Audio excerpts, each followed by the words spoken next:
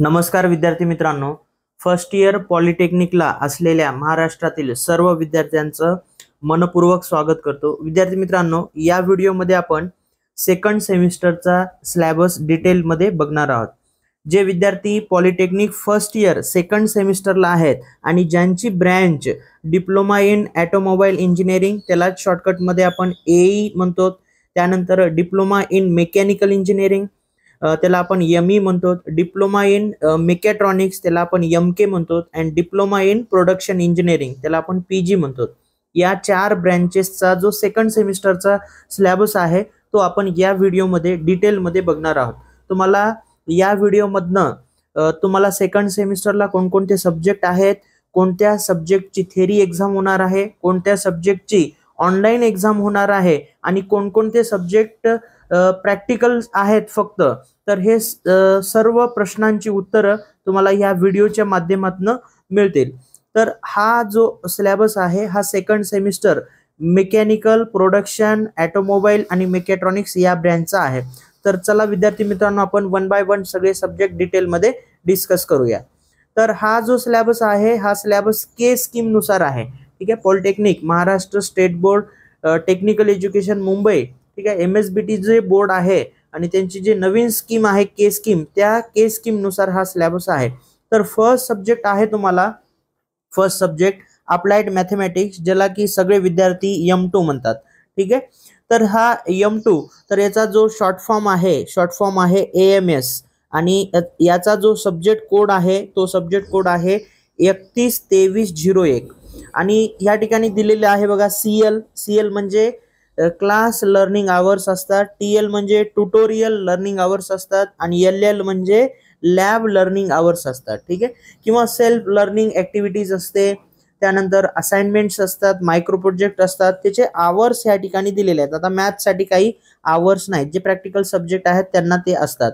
त्यानंतर national learning hours per weak, ठीक आहे। हे national learning hours per weak, एका आठवड्यामध्ये नॅशनल लर्निंग आवर्स किती असायला पाहिजे त्याच्यानुसार, ह्या नॅशनल लर्निंग आवर्स नुसार तुम्हाला त्या सब्जेक्टचं क्रेडिट असते, ठीक आहे। त्यानंतर जे मॅथमॅटिक्ससाठी क्रेडिट आहे हे 2चं क्रेडिट आहे, ठीक आहे। त्यानंतर ह्या मॅथमॅटिक्सचा तुम्हाला पेपर जो होणार आहे तो 3 तासाचा पेपर राहणार आहे। 3 तासाच्या पेपरमध्ये तुम्हाला पूर्ण 70 मार्कचा पेपर तुम्हाला सॉल्व्ह करायचा आहे। जसं तुम्ही M1 बेसिक मॅथमॅटिक्स हा सब्जेक्ट सॉल्व्ह केला, तसंच हा अप्लाइड मॅथमॅटिक्स सब्जेक्ट तुम्हाला सॉल्व्ह करायचा आहे। FATH फॉर्मेटिव्ह असेसमेंट थेरी, तर ह्या मॅथमॅटिक्सचे तुम्हाला या सेमिस्टरमध्ये 2 टेस्ट होणार आहेत। जसं M1 चे 2 टेस्ट झाले होते, टेस्ट 1 आणि टेस्ट 2, आणि त्याचा ॲव्हरेज काढून 30 पैकी तुम्हाला मार्क दिले जातात। सेम तसंच अप्लाइड मॅथमॅटिक्सचे सुद्धा या सेकंड सेमिस्टरमध्ये तुमचे 2 टेस्ट होणार आहेत, 30-30 मार्काचे, त्याचा ॲव्हरेज काढून तुम्हाला 30 पैकी मार्क मिळतात। त्यानंतर जो पेपर आहे फायनल पेपर 3 तासाचा, तो 70 मार्कचा होणार आहे, ठीक आहे। म्हणजे हे 30 आणि 70 100 होतात, आणि टोटल हा जो सब्जेक्ट आहे हा 100 मार्कसाठी आहे, ठीक आहे। त्यानंतर तुमचा जो सेकंड सब्जेक्ट आहे अप्लाइड सायन्स, अप्लाइड सायन्समध्ये अप्लाइड फिजिक्स, अप्लाइड केमिस्ट्री, जसं तुम्हाला मागच्या सेमिस्टरला बेसिक सायन्स नावाचा सब्जेक्ट झाला होता, त्यामध्ये सुद्धा फिजिक्स आणि केमिस्ट्री होतं। तर हा सब्जेक्टला आपण शॉर्टकटमध्ये म्हणजे त्याचा ॲब्रिव्हिएशन ASC म्हणतो, आणि याचा जो सब्जेक्ट कोड आहे तो सब्जेक्ट कोड आहे 312308। त्यानंतर आता इथं सगळे आवर्स दिलेले आहेत, तुम्ही बघून घ्या, CL hours, TL hours, LL hours, हे सगळे आवर्स दिलेले आहेत। मेन म्हणजे तुम्हाला हा पेपर जो होणार आहे तो पेपर किती तासाचा पेपर राहणार आहे, पेपर ड्युरेशन इन आवर्स, ठीक आहे। तर अप्लाइड सायन्स हा पेपर तुम्हाला 1.5 तासाचा होणार आहे, ठीक आहे। 1.5 तासामध्ये तुम्हाला अप्लाइड फिजिक्स, अप्लाइड केमिस्ट्री हा पेपर सॉल्व्ह करायचा आहे। 1.5 तास म्हणजेच 90 मिनिटामध्ये तुम्हाला सॉल्व्ह करायचा आहे। याचे सुद्धा 2 टेस्ट होणार आहेत, टेस्ट 1 आणि टेस्ट 2, 30-30 मार्काच्या त्या टेस्ट असतील।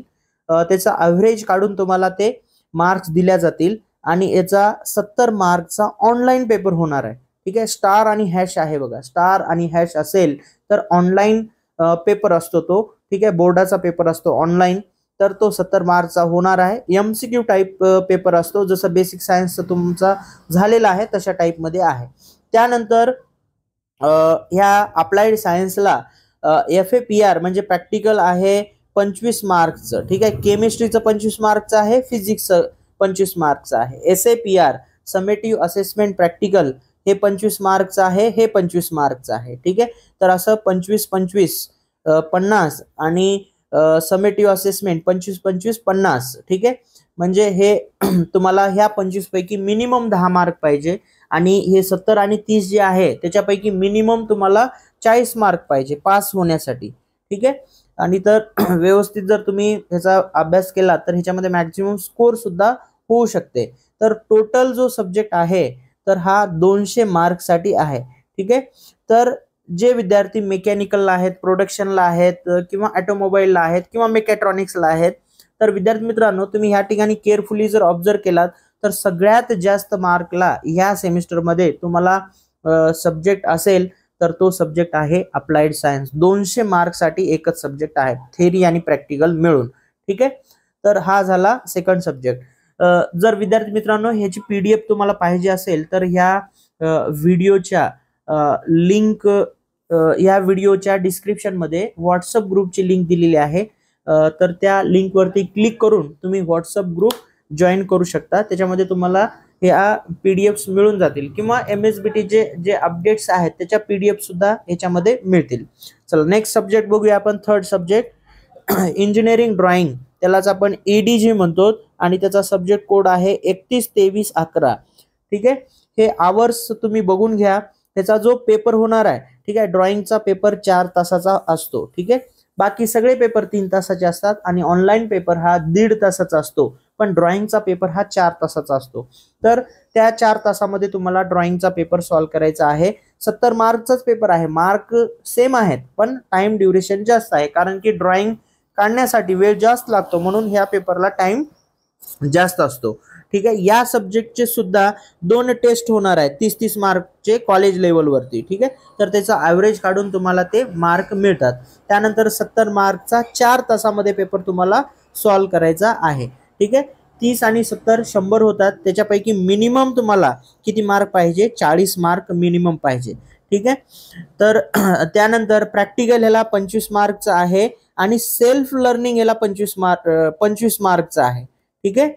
प्रॅक्टिकल आहे 25 मार्कला, त्यानंतर FAPR आणि SAPR 25-25 मार्कला आहे आणि सेल्फ लर्निंग 25 मार्कला आहे, ठीक आहे. तर टोटल हा सब्जेक्ट 175 मार्कसाठी आहे, 175 मार्कसाठी, ठीक आहे. जर 2 नंबरला जर सब्जेक्ट जास्त मार्कसाठी आपण ह्या सेमिस्टरमध्ये बघितलं तर एक इंजिनिअरिंग ड्रॉइंग, त्यानंतर मॅन्युफॅक्चरिंग टेक्नॉलॉजी हा सुद्धा 175 मार्कला आहे, ठीक आहे. सगळ्यात जास्त अप्लाइड सायन्स हा 200 मार्कसाठी आहे, लक्षात ठेवा. चला नेक्स्ट सब्जेक्ट बघूया आपण. इंजिनिअरिंग मेकॅनिक्स, ठीक आहे. 4th नंबरचा सब्जेक्ट आहे इंजिनिअरिंग मेकॅनिक्स, त्याला आपण EGM म्हणतो. हा सुद्धा पेपर, ह्याचे आवर्स बघून घ्या. याचे सुद्धा तुम्हाला 2 क्लास टेस्ट होणार आहेत 30-30 मार्कचे, ठीक आहे. आणि 70 मार्कचा पेपर होणार आहे आणि पेपरचं ड्युरेशन आहे 3 तास, ठीक आहे. 3 तासामध्ये हा पेपर तुम्हाला सॉल्व्ह करायचा आहे, ठीक आहे. तर ह्याला FAPR आहे 25 मार्कसाठी आणि सेल्फ लर्निंग असेसमेंट, या ठिकाणी सेल्फ लर्निंग असेसमेंट 25 मार्कसाठी आहे, ठीक आहे. 25 आणि 25 50 आणि 30 आणि 70 100 असं एकूण 150 मार्कसाठी 150 मार्कसाठी हा सब्जेक्ट आहे. त्यानंतर 5th नंबरचा सब्जेक्ट आहे मॅन्युफॅक्चरिंग टेक्नॉलॉजी, त्यालाच आपण MPR म्हणतो, ठीक आहे. तर हा सुद्धा सब्जेक्ट चा जो पेपर थेरॉटिकल पेपर तुमचा होणार आहे आणि तो त्या पेपरसाठी वेळ असेल 3 तास. त्यानंतर 30-30 मार्काचे 2 टेस्ट होणार आहेत. त्यानंतर 70 मार्कचा पेपर तुम्हाला सॉल्व्ह करायचा आहे 3 तासामध्ये. 30 आणि 70 मिळून 100 होतात. त्याच्यापैकी मिनिमम मार्क तुम्हाला 40 घ्यायचे आहेत. आणि प्रॅक्टिकलसाठी म्हणजे FAPR आणि SAPR साठी 25-25 मार्क आहेत आणि सेल्फ लर्निंगसाठी 25 मार्क आहेत. असे एकूण 75 मार्क आणि ते 100 असे टोटल 175 मार्कसाठी हा सब्जेक्ट तुम्हाला आहे, 175 मार्कसाठी, ठीक आहे. तर विद्यार्थी मित्रांनो, ज्यांची ब्रँच मेकॅनिकल आहे, प्रोडक्शन आहे, मेकॅट्रॉनिक्स आहे किंवा ऑटोमोबाईल इंजिनिअरिंग आहे, त्यांच्यासाठी तुमचे जे पेपर होणार आहेत, ठीक आहे, टोटल 5 पेपर होणार आहेत. त्यापैकी 4 पेपर तुमचे थेरी होणार आहेत म्हणजे लिहायचे आणि 1 पेपर तुमचा ऑनलाईन होणार आहे, ठीक आहे. तुम्हाला एकूण सब्जेक्ट आहेत 7, त्यापैकी 5 सब्जेक्टचे पेपर होणार आहेत आणि 2 सब्जेक्ट फक्त प्रॅक्टिकल आहे. त्याला कॉलेज लेवलवरती ते प्रॅक्टिकल तुमचे एक्झाम्स वगैरे होतात, त्याचं सबमिशन वगैरे करायचं कॉलेज लेवलवर, त्याचं काही जास्त तुम्हाला बर्डन नाही. जे पर्टिक्युलर सब्जेक्ट टीचर्स असतील ते त्यांच्या गायडन्सनुसार त्यांनी जसे इन्स्ट्रक्शन्स देतील त्याच्यानुसार तुम्हाला ते असाइनमेंट प्रोजेक्ट सगळं ते कंप्लीट करायचं आहे, त्याच्यानुसार तुम्हाला त्याचे मार्क मिळून जातात. ठीक आहे. तर 6 नंबरचा सब्जेक्ट आहे प्रोफेशनल कम्युनिकेशन, त्याला आपण PCO म्हणतो. ठीक आहे. आणि त्याचा सब्जेक्ट कोड आहे 3120 3120. याचं जे FAPR आहे, FAPR 25 मार्कसाठी आहे, त्यानंतर SAPR आहे 25 मार्कसाठी. ठीक आहे. टोटल हा 50 मार्कसाठी सब्जेक्ट आहे. तर ह्याला फक्त प्रॅक्टिकलचा सब्जेक्ट आहे हा, याची कुठली एक्झाम वगैरे होणार नाही, कॉलेज लेवलवरती सबमिशन करायचं आहे आणि त्याचे मार्क्स तुम्हाला मिळून जातील. लास्ट सब्जेक्ट आहे सोशल अँड लाईफ स्किल, याला आपण SFS म्हणतो आणि याचा सब्जेक्ट कोड आहे 3120. ठीक आहे. आणि फक्त ह्याला SLA आहे, सेल्फ लर्निंग असेसमेंट 50 मार्कसाठी. ह्या 50 पैकी मिनिमम तुम्हाला 20 मार्क घ्यायचे आहेत. ठीक आहे. टोटल हा सब्जेक्ट 50 मार्कसाठी आहे. आता एकूण जर बघितलं, हा second semester mechanical production, automobile, mechatronics या 4 ब्रँचला हे 4 ब्रँचचा हा सिलेबस आहे, कॉमन सिलेबस आहे. तर एकूण सेमिस्टर हा तुमचा 900 मार्क्सचा आहे. ठीक आहे. 900 मार्क्सचा आहे. आता तुम्हाला ठरवायचं आहे, सेमिस्टरची स्टार्टिंग आहे, तुम्हाला ह्या 900 पैकी किती मार्क्स घ्यायचे आहेत, तर हे तुम्ही ठरवा आणि कमेंट बॉक्समध्ये मला सांगा. तर विद्यार्थी मित्रांनो, हे होतं आपलं पूर्ण डिस्कशन जे सेकंड सेमिस्टरचा सिलेबस आहे त्याचं. आता बऱ्याच विद्यार्थ्यांना जे डाऊट्स असतात, ठीक आहे, कोणते डाऊट असतात, सर CLचं फुल फॉर्म काय आहे, TLचं फुल फॉर्म काय आहे, LLचं फुल फॉर्म काय आहे, FATAचं फुल फॉर्म काय आहे, SATAचं फुल फॉर्म काय आहे, प्रॅक्टिकल म्हणजे काय, थेरी म्हणजे काय, मॅक्स म्हणजे मॅक्झिमम मार्क, मीन म्हणजे मिनिमम मार्क्स. ठीक आहे. SLA म्हणजे सेल्फ लर्निंग असेसमेंट. हे सगळं तुम्हाला सिलेबस तुमचा रीड करता यायला पाहिजे. ठीक आहे. तर बघा, ह्या ठिकाणी CL म्हणजे क्लासरूम लर्निंग, बघू शकता ह्या ठिकाणी CL म्हणजे काय, क्लासरूम लर्निंग. TL म्हणजे काय, ट्युटोरियल लर्निंग. ठीक आहे. LL म्हणजे काय, लॅबोरेटरी लर्निंग. ठीक आहे. त्यानंतर FA म्हणजे काय, फॉर्मेटिव्ह असेसमेंट. ठीक आहे. SA म्हणजे काय, समेटिव्ह असेसमेंट. IKS म्हणजे काय, इंडियन नॉलेज सिस्टीम. ठीक आहे. त्यानंतर SLA म्हणजे काय, सेल्फ लर्निंग असेसमेंट. त्यानंतर @ म्हणजे काय, @ जर असेल तर फक्त त्याचं इंटरनल होते, इंटरनल असेसमेंट.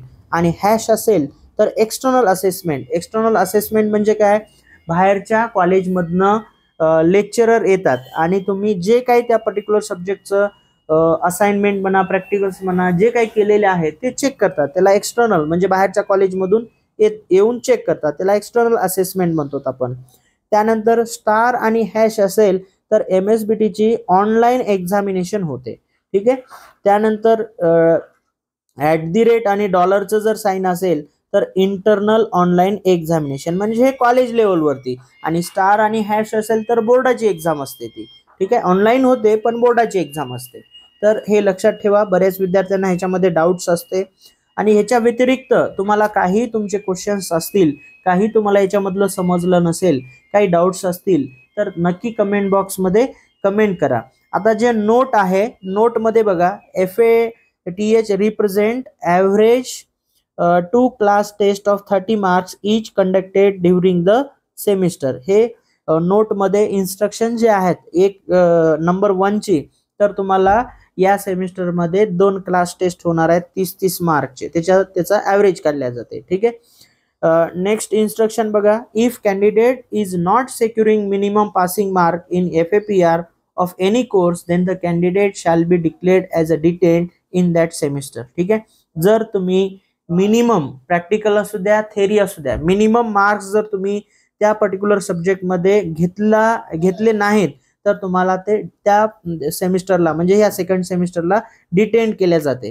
3rd नंबरची इन्स्ट्रक्शन बघा, if candidate is not securing minimum passing mark in SLA of any course then the candidate shall be declared as a fail and will have to repeat and resubmit SLA work. ठीक आहे, SLA म्हणजे काय, self learning assessment. कोणत्याही सब्जेक्टचा असू द्या, त्याच्यामध्ये तुम्हाला minimum mark हे घ्यावंच लागतात. ठीक आहे, नाही घेतलात तर तुम्हाला त्या सेमिस्टरला फेल केल्या जाते.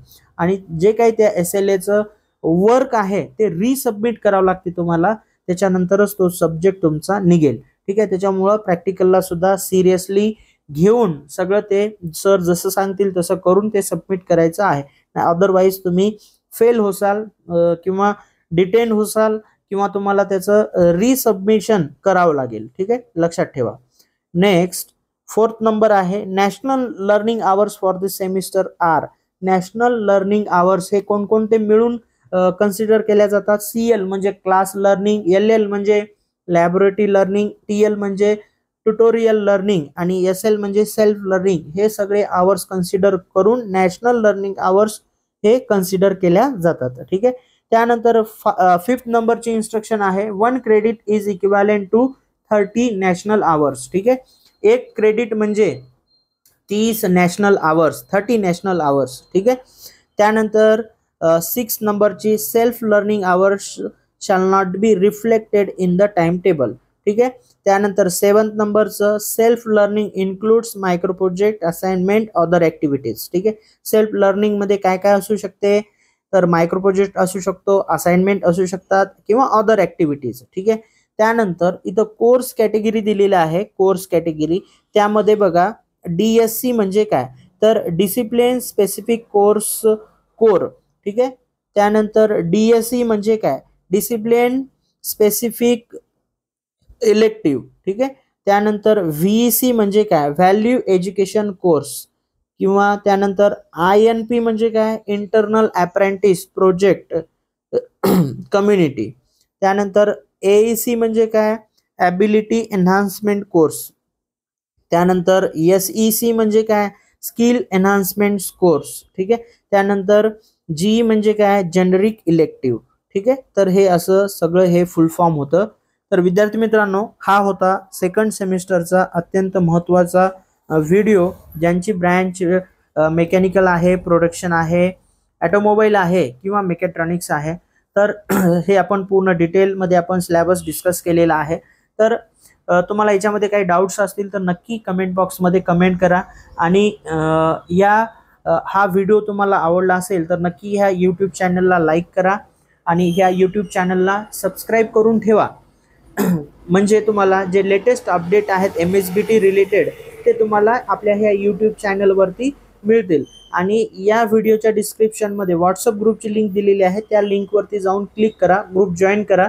म्हणजे त्या ग्रुपमध्ये सुद्धा PDFs म्हणा, पॉलिटेक्निक रिलेटेड काही जे काही महत्त्वाचे अपडेट्स आहेत त्या ग्रुपमध्ये तुम्हाला PDF आणि व्हिडिओच्या या दोन्ही फॉर्मॅटमध्ये तुम्हाला मिळतील.